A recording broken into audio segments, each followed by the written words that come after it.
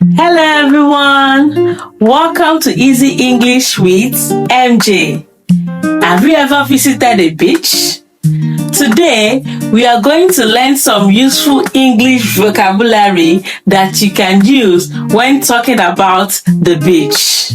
As we learn, try to repeat the words after me. Let's get started. Wave.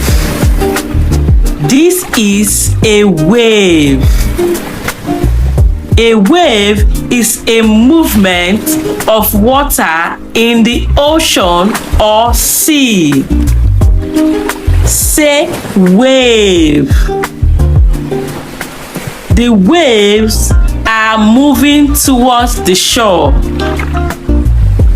The waves are moving towards the shore. I like watching the waves. Can you say that? I like watching the waves. Sand. This is sand. Sand is the soft, tiny particles on the beach. Say sand. The children are playing in the sand. The sand is warm. Have you ever walked on the sand? Obviously, yes or no. Write it in the comment section. Shore. This is the shore. Shore is the land next to sea. Say shore. We walked along the shore. The boat came to shore. Seashell. This is a seashell.